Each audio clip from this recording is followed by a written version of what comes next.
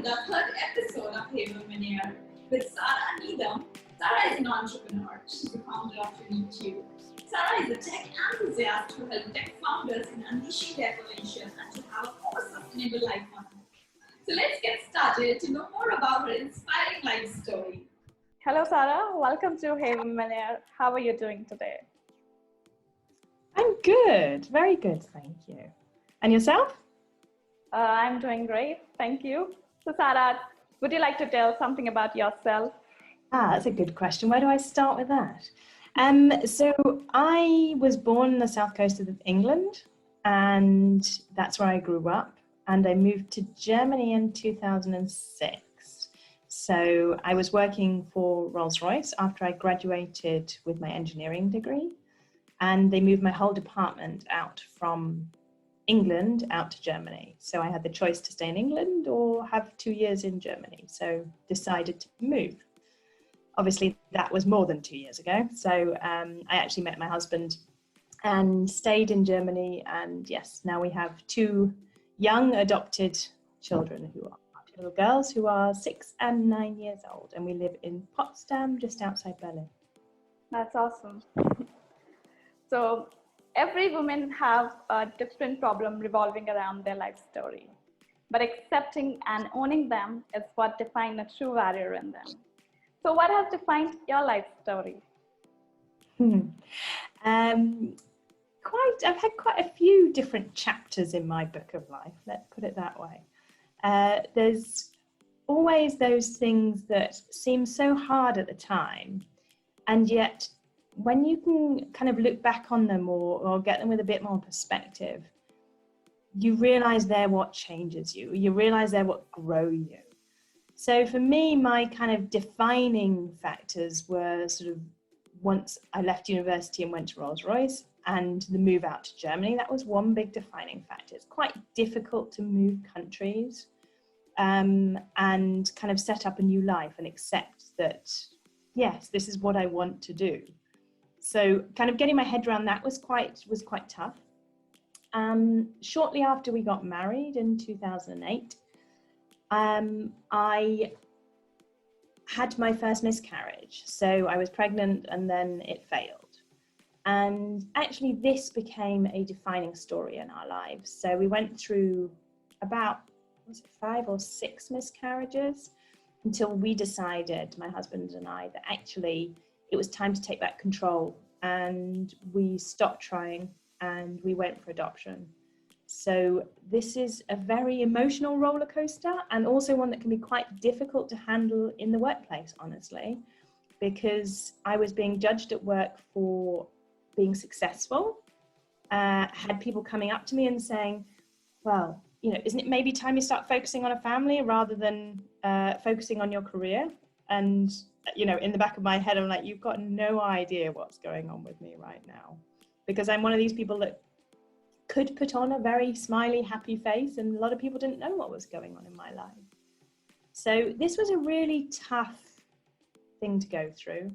I couldn't talk about it for a number of years, and the first recollection I had as to actually this is happening to more people than me, I'm not alone in this, was actually when I went back to work after we'd adopted our first child. So we got a call on the 23rd of December 2010 to say, there's a baby who's been dropped in the hospital, she needs a new family, please will you come and pick her up? And so that was the 23rd of December 2010 was the day our lives changed completely, literally with no warning, all of a sudden that was it.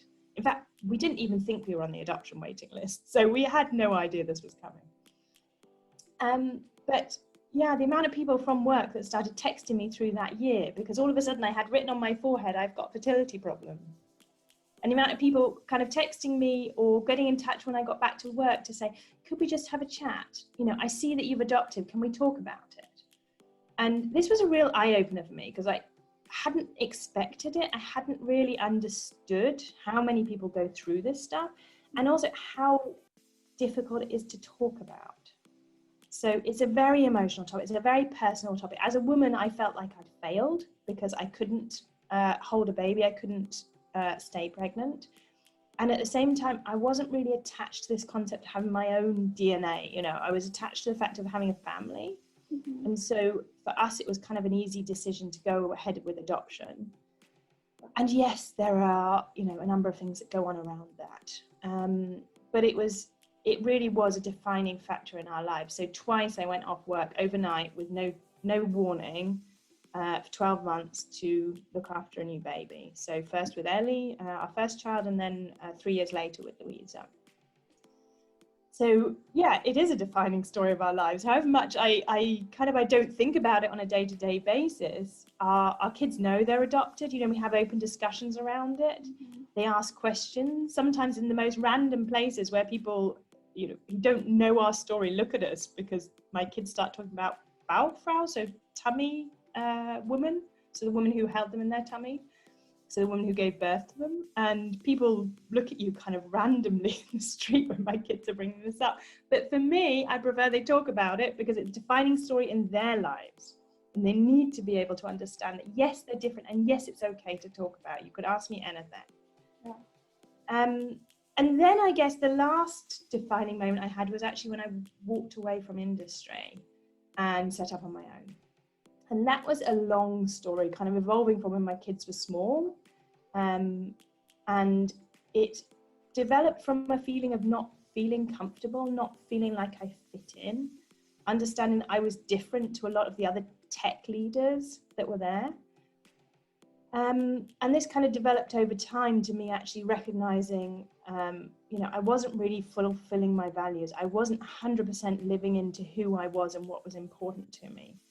And yeah, it became more uncomfortable, and the company wanted me to do more, and I wasn't willing to do more because of my family. I didn't adopt my children to bring in a nanny, for example. So we had this difficulty between us, and it's resulted eventually in me having burnout. So I was at home for 6 months. 4 of those I had fever. And, you know, it kind of got me thinking, how did I go through all these amber traffic lights without even realizing what was actually happening to me? So that was a big moment in my life. And while I was actually off sick, my mother died of dementia in the UK. And that been something that had been also very much driving stress for me for the previous years, is to, you know, how do you help her? How do we make her life as nice as it can be? You feel very guilty, or I did, because I was in another country that couldn't be there all the time. And then all of a sudden she died while I was off sick. And it was like one of those moments where actually I thought, what am I doing? What am I showing to my children as being important in life by sitting in a job I don't love, running in a hamster wheel where literally we have no time to even think? And so I took a long, hard look at myself and said, yeah, this isn't what I want anymore. And so, yeah, I walked away and did my coaching qualification, because I'd always been told as a leader, you need to do more coaching, you need to do more coaching, you need to do more coaching. And yet there was never the time for it. It was always tactical. It was always moving stuff forward. And so, yes, I did various things like engagement projects and other stuff, but actually having the time to coach people and actually finding the space for it was quite hard.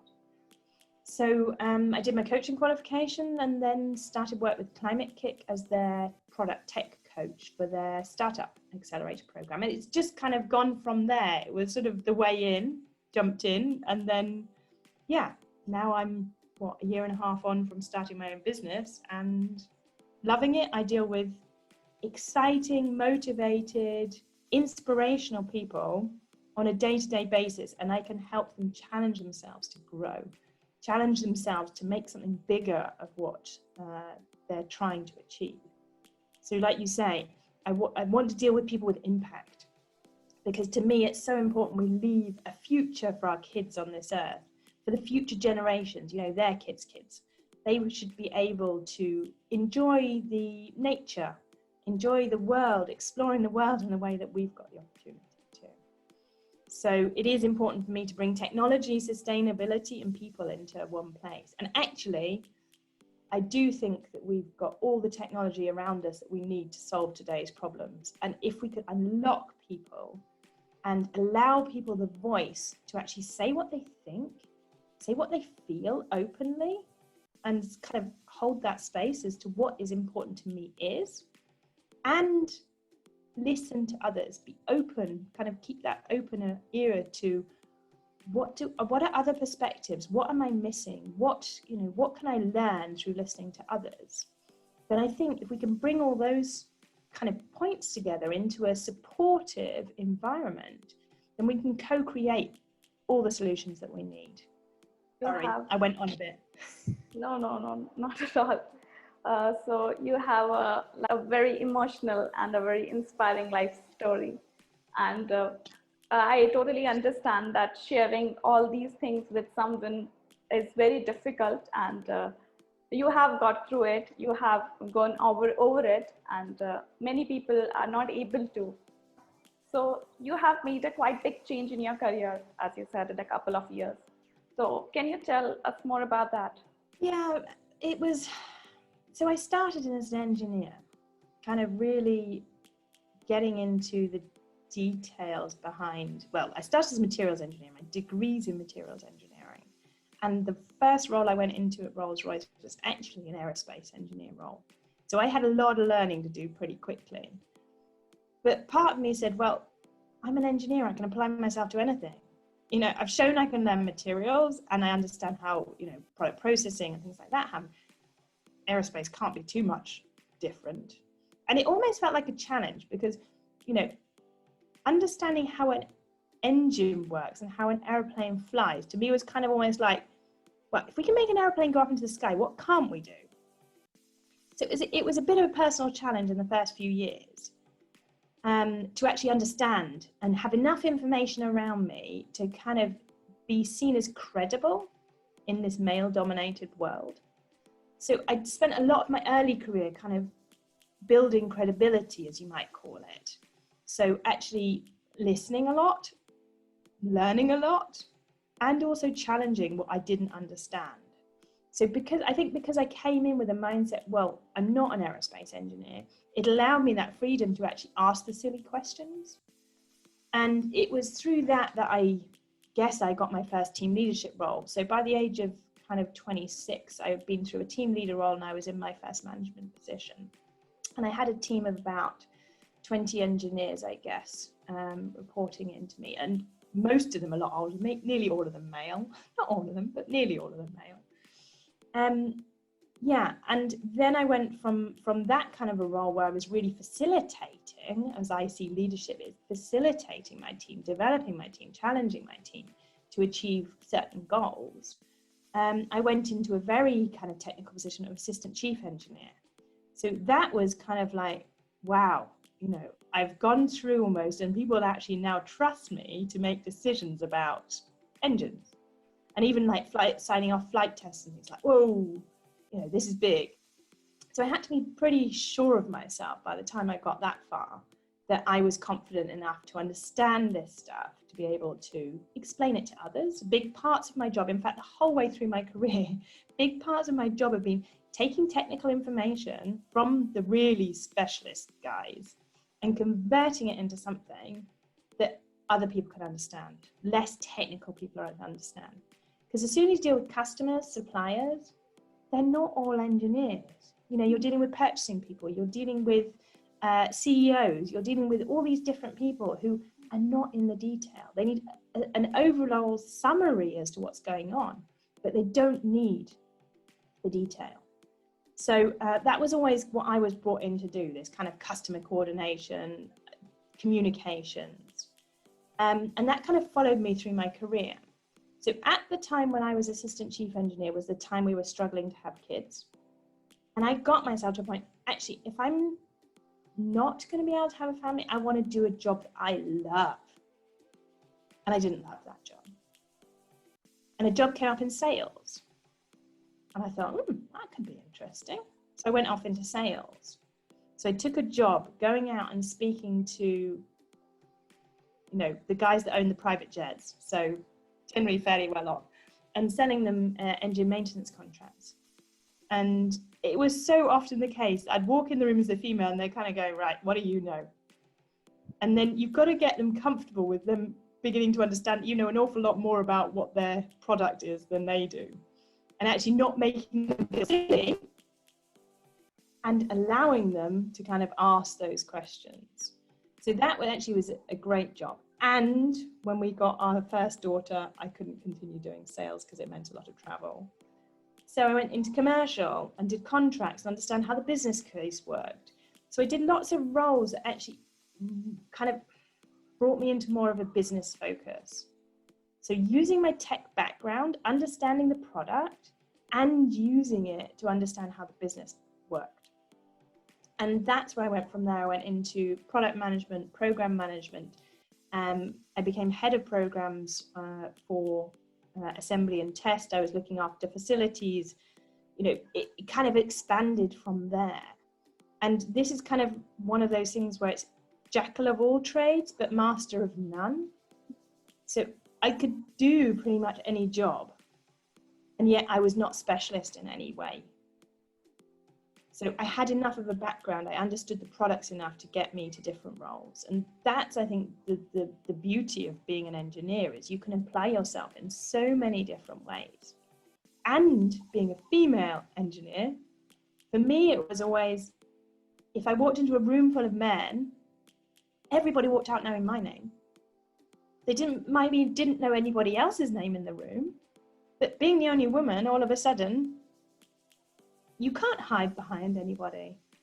You know, you stand out, whether you want to or not. It's just the way it is. And so I always saw it as an advantage. But I know a lot of women don't. You know, they don't want to be the one that's seen differently. Mm-hmm. And my position was, well, it is what it is. I can't change it. And therefore, you know, what's the benefit of that situation? So yeah, when it came to kind of taking on bigger roles, I got to the point where I didn't want to take on the bigger roles anymore. I got to the point once I had my daughters that actually I had different priorities in my life. So this is where it started getting uncomfortable, honestly, because I felt like I didn't want to take on these bigger roles. And yet, once you get to a certain level, there's a lot of stigma around kind of going down. And actually, I asked to go down. And yeah, it doesn't work so easily. There's no process to actually take a step back so you've got time for your kid to maybe then step up again at a later point in time. So that was really one of the points where it started to get difficult, I guess. So I've always enjoyed the jobs that I'd done within Rolls-Royce. I always felt challenged. I always felt like there were opportunities and doors that were opening. And part of me always wanted to kind of take opportunities as they arose. So there was always a pressure I was putting on myself almost to say, I should be grateful that they're asking me to do this stuff. I should feel grateful that they trust me. And what I wasn't doing was listening to myself and this inner voice to say, yes, and you don't need that now. You need something else. So that's why I ran the orange traffic lights, because I always felt like I had an obligation to the organization to deliver, to be there, to do what they asked me to do. And yet I didn't feel the same obligation to look after myself. That's great. You have so many, problems in your life, and like you have so many multiple miscarriages, change in your career, and you lost your mother. So how did you overcome all these situations which were hitting you from all these sides? I would always look for what's the positive out of this. And, example, when I was having miscarriages, the other side of that was, had actually it not miscarried, then I could have ended up with a severely disabled child. The boundary between a miscarriage and actually going full time, but having a child that's severely deformed, severely mentally handicapped, whatever, is actually quite narrow. So my husband and I always saw it, okay, well, this is God's way, or this is, this is the bigger picture. This is the way that actually that life wasn't supposed to be. So it was for us kind of, okay, there's only so many times we're going to put ourselves through this pain, because it is pain and grief and everything else, that we actually had to look ourselves in the mirror and take a really clear decision to say, we've got to stop. You know, I can't keep going through this physically with my body. We can't keep going through this mentally, because from my husband's point of view, it was very difficult to understand what I was going through.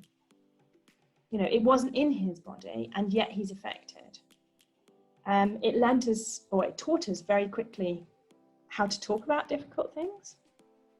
It's built our relationship very strongly, because when we're going through the adoption process, they say to you, right, you know, what will you take in terms of a child? And you have to actually have discussions around almost every situation. What's the worst that can happen? What might happen? You know, and you have to get really honest with yourselves, between each other, but also with somebody you've never met before, and have really personal discussions. So yeah, it grew us as a couple. It grew us as a family, because we were a lot better prepared when we did finally have a child. So for that, I'm always grateful that it really did gel us and give us opportunities that we just didn't see before. And had I had our own baby, we wouldn't have got Ellie and Louisa, our children now. And so we always look at it from that point of view. Well, it was what we had to go through to get our children, to get our healthy, happy little family that we have now together. So that was, I guess, that one was kind of a bit of what happened at the time, but also what the retrospect is. Now, how do you see it? You know, what's important about that now? And with the burnout and with my mother passing away, those are both things that actually I never would have asked for in life. You know, you don't go in and think, oh yeah, let's have a burnout. On the first day when I was sat at home with fever, wondering how the hell this all happened, I couldn't envisage where I'd get to by the end of it. I couldn't envisage how much it would change my life, or get me to wake up and change my own life, make some really clear decisions. And you hear this a lot with people who have major life impact. You know, let's take it one step further. Someone who has a life, death and near-death experience. In that moment when these things happen, you become very focused. All the kind of day-to-day rubbish that we build up in our heads as being important just disappears. And you're focused on what is important right now. Health, family, you know, these things all of a sudden are just there. So for me, it was one of those points where I had to get very clear as to what it was that I wanted. If I didn't have the energy on a specific day to be able to take the kids to school and keep an eye on maybe what was going on at work and manage to clean the house, then for me it was always the kids. Well, I'll spend time with them doing something. Even if I can't do anything else that day, that's what it is. So you have to make very clear decisions, and that helps you get clear on what your values are. So I used the whole experience as, right, what am I going to do with this? And I recognized I needed to deepen that understanding. So I saw a psychiatrist at the time just to kind of help me.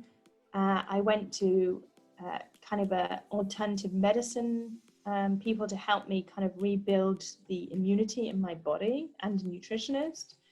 And I went through my coaching qualification. And actually, that was one of the most eye-opening experiences ever, because you spend your time talking about feelings and thinking about what's going on to other people. You hear so much of what happens in other people's lives, which makes you realize, actually, yes, I've been through a lot, but everybody else does too. I'm not actually any different. And that's what I love about coaching and people, is hearing their life stories. Because, you know, I don't think my life story is particularly different. And you hear this with other people that, oh, it's just what I went through. Oh, it's just the way it is. Actually, no, you know, think about what it's brought you. Think about what that issue or opportunity has given you? And what can you take out of it? What's important about that for you today? How can you make something into an opportunity? Like I've described here, things that are really seem bad at the time and really tough to go through personally, emotionally. But what's the opportunity? What does that actually bring you? Because there is always something. So awesome. And I think that from your story is that you have accepted yourself, you have accepted the situation, and which is the most important part, and people miss that. They don't accept themselves and the situation. So what have you learned about yourself through your life story? I've learned that I'm very hard on myself. It's something I picked up as a child, that I felt like nothing I did was good enough. And I took that on as my kind of mantra for living. I always had to do more. I always needed to be more. So I've had to learn how to deal with this part of me. It's almost like a perfectionist part of me. I want to be good at everything I do. So I've had to actually kind of understand that for myself. What does this mean? What does it look like? Well, actually, what am I doing to myself by expecting so much? And the other part is just seeing myself as a person that's got as much validity on this earth as everybody else. I'd always seen other people's feelings as more important to my own. So I've got a high level of empathy, a high level of emotional intelligence, and yet I wasn't listening to myself. So I'd filtered my inputs, and I was very focused on other people.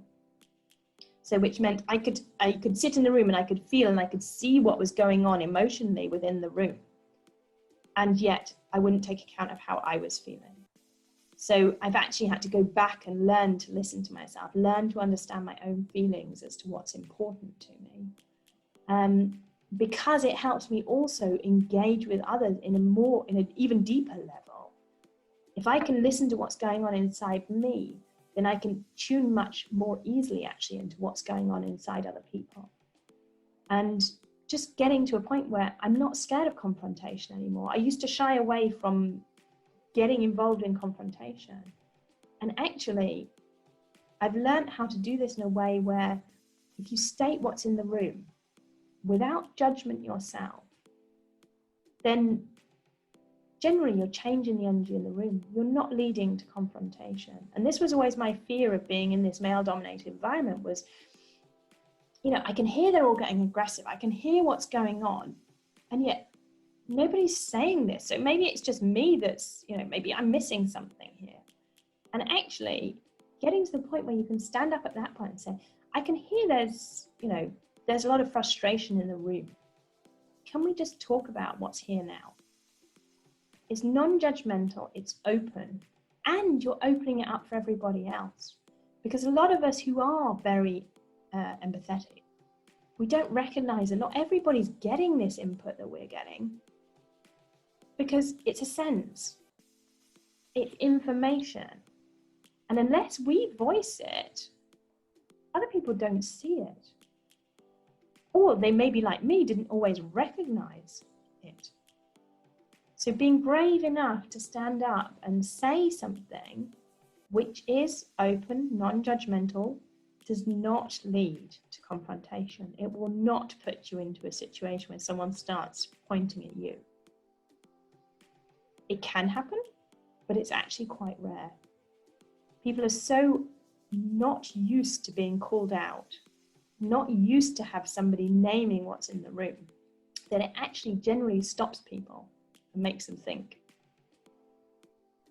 So if I can get one point across is, if that's you, if you can feel all this stuff that's happening in a room, if you're that person who can sense what's happening, please do name it in whatever way you feel comfortable. Name it openly so you're not pointing the finger at anybody. I can see or I can feel that. Make it personal, you feeling it. And don't be attached, because if you ask somebody who's confronting you with something, angry with you, and you say, I can hear you're frustrated, I can hear you're angry, what's going on? The likelihood is it's nothing to do with you. It's something that's happened 2 minutes before, 5 minutes before, half an hour before, an hour before, that they're still processing in their head. And if it is about you, well, at least you know now. You're not going to go away at the end of it and go, oh God, he was angry, it must be this, or it must be this, or it must be this. And you make up a story in your head to complete. And it might not be that. In fact, it's almost impossible that you can make up the correct story about why someone might be angry with you. And if you know for sure, either they're not angry at you, it's something else, or if they are upset with you, what it was, it helps you learn. Whereas shying away from these discussions actually just puts more mental pressure on you, going through every single possible valid option as to what it might have ever been. And you don't come out the other side knowing anything more than you went in with, because you're only reflecting against your own head. And there are many women, who are not able to share their thoughts and experience, and they make themselves the victim of those social taboos and dogmas. So as a professional coach, how would you advise those women to communicate openly with their immediate well-wishers? There's a lot around stigma, and I mean, I had it with the miscarriage as well. It's not something you talk about openly. And I see value in trying to take a step, trying to be brave, trying to find anybody who will talk to you about it. So I went online at these times where you can remain either anonymous or you can talk to other people who have been through similar experiences in groups. These kind of things are good. And you need to know when when it's had its own life. I got very attached to other people's stories, which made it then difficult. So talk to other people as much as you can.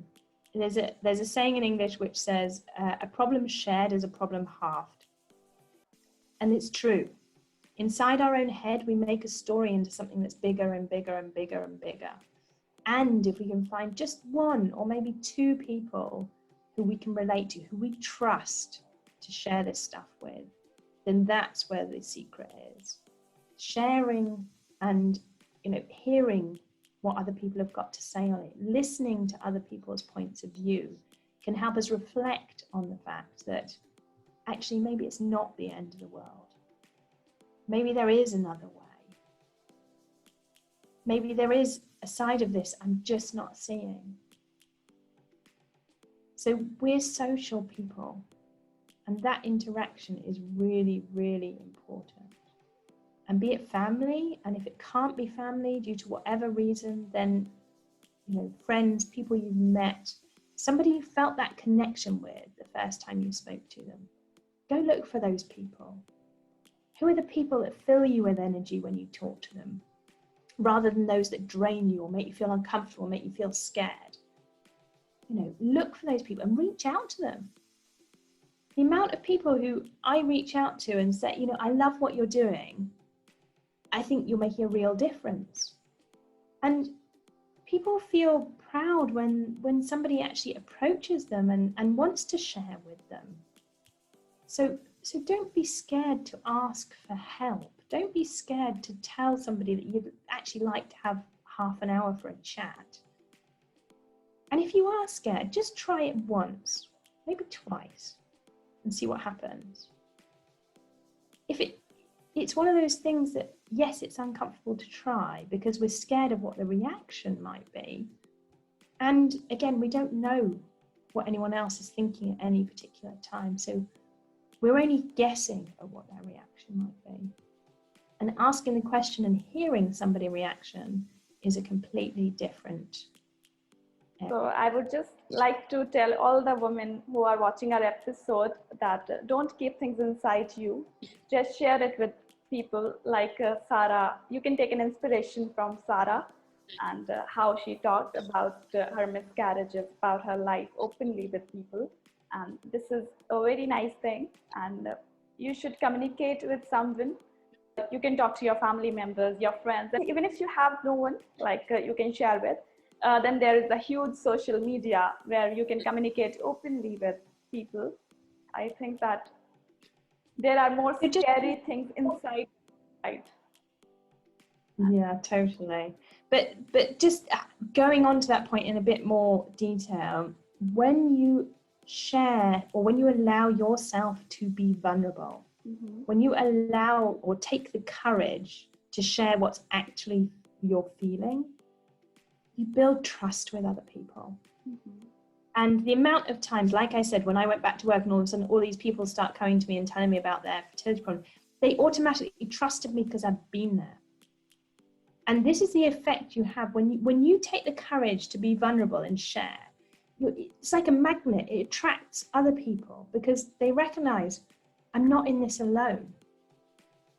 Right? And that's the real benefit of sharing with other people, is you don't just help yourself, you help them too. So if you can change your filter to I'm going to ask for help, to actually in talking about this I can help other people, that often helps you get over that initial hurdle to say, you know, this is really scary, no one's going to understand, how could they ever understand my position, and it's not happened to them. You're making a lot of assumptions. Right. Actually, it may have happened to them. They may have just not had the courage to talk about it, and by you talking about it, you enable them to open. And this is so often what happens. And this is how real, meaningful, trusting relationships are built. This is how we can engage in real conversation, is actually starting to trust our feelings, starting to trust our instincts, that not everything has to be about facts and figures. It doesn't have to be a 1 or a 0. There are lots of other senses that need to come into this. And we have the power to bring these decisions not only kind of out in personal discussions, but actually into business. You know, do you really feel that that's the right decision for the company? I understand that's what the facts are saying. And, you know, I'm feeling slightly uncomfortable about this. I'm not sure this is the right thing we do as a business. There's so much power in bringing it to this level. This is where we can make a difference. This is where our intuition serves us, to bring the whole discussion into a much more meaningful discussion. If we talk about this, like sharing your emotions with other people, there are situations where people give advice with a good intention, but that results into a sense of rejection from within. And I think that makes the situation even more worse. So how can we get out of this? How to deal with it? Yes, very true. I had an awful lot. You know, if you just stay relaxed in the first couple of weeks of pregnancy, you'll be fine. Thanks. Doesn't help. So yeah, with those things, it's often good to tell people what you need. So if you're asking someone to sit down with you and have a discussion, are you looking for advice? So in that case, if you're looking for advice, I would like you to give me your advice on this. If you're just looking for somebody to listen, I just need somebody to listen to me right now. By telling the person that you're going actively out to exactly what you want, it makes it an awful lot easier. Because then you can say, if you say at the start, I'm not looking for advice, I'm just looking for somebody to listen to me. I just need to get this out. When they start then maybe giving you advice, you'd say, honestly, I don't really feel like I need this advice right now, but I will bear it in mind. If I get to a point later where I need some advice, I'll come back to you. Because people do want to help. Their natural instinct is to try and help. And as an individual, if you don't feel like you need that advice, then you should be able to try and state it. And again, don't remember they're trying to help. They're doing what their instinct's telling them to do, which is to try and find ways to get you out of the situation. They're trying to relieve your pain in some ways. And yet you're still allowed to say, I actually would just like somebody to listen. That was a really nice, and I really liked this conversation. Personally, I liked it.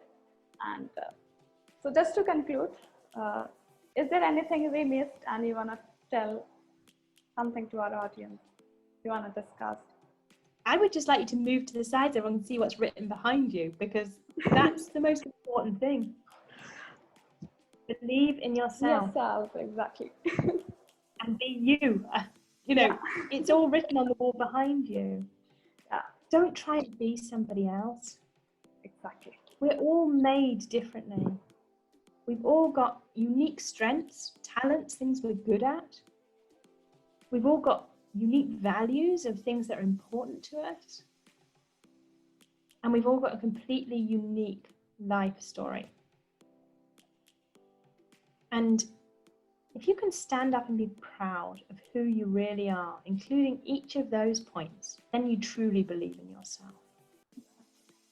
If you can find little ways to challenge yourself, to speak up, to say what you think a little bit more, then over time it does get easier.